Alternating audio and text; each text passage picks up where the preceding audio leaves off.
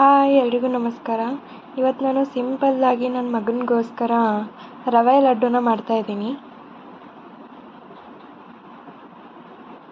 ಬನ್ನಿ ಹೇಗೆ ಮಾಡೋದು ಅಂತ ನೋಡ್ಕೊಂಬರೋಣ.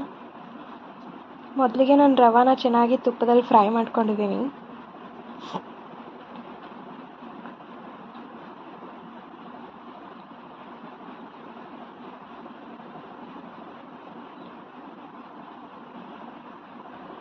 ಎರಡು ಕಪ್ಪಷ್ಟು ರವೆನ ತೊಗೊಂಡಿದ್ದೀನಿ ನಾನು. ಚೆನ್ನಾಗಿ ತುಪ್ಪದಲ್ಲಿ ಫ್ರೈ ಆದಮೇಲೆ ಅದನ್ನು ಒಂದು ಪ್ಲೇಟಲ್ಲಿ ತೆಗೆದಿಟ್ಕೊಂಡಿದ್ದೀನಿ, ಪಕ್ಕಕ್ಕೆ ತೆಗೆದಿಟ್ಕೊಂಡಿದ್ದೀನಿ.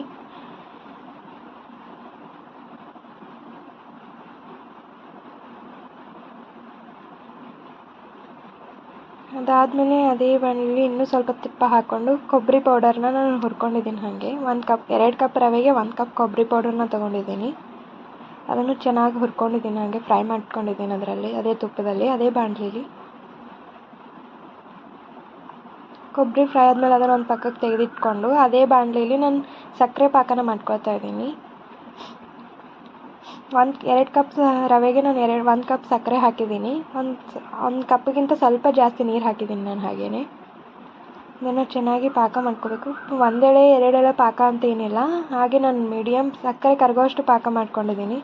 ಯಾಕಂದರೆ ಸಣ್ಣ ಮಗು ತಿನ್ನೋದಲ್ವ, ಸ್ವಲ್ಪ ಮೆತ್ತಗಿರಲಿ ಅಂತ ನಾನು ಪಾಕನ ಅಷ್ಟೊಂದು ಗಟ್ಟಿಯಾಗಿ ಮಾಡ್ಕೊಳ್ಳಿಲ್ಲ.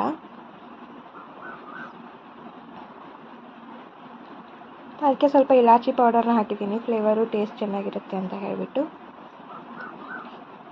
ಅದಾದಮೇಲೆ ಡ್ರೈ ಫ್ರೂಟ್ಸ್ ಏನು ಇರಲಿಲ್ಲ, ನಾನು ಡೇಟ್ಸ್ ಹಾಕಿದ್ದೀನಿ. ಇವಾಗ ಲಡ್ಡು ಕಟ್ತಿದ್ರೆ ನನ್ನ ಮಗ ಬಂದು ಕೂತ್ಕೊಂಡು ನನಗೆ ಬೇಕು ಅಮ್ಮ ನನಗೆ ಅಂತ ಹೇಳ್ತಾ ಇದ್ದ.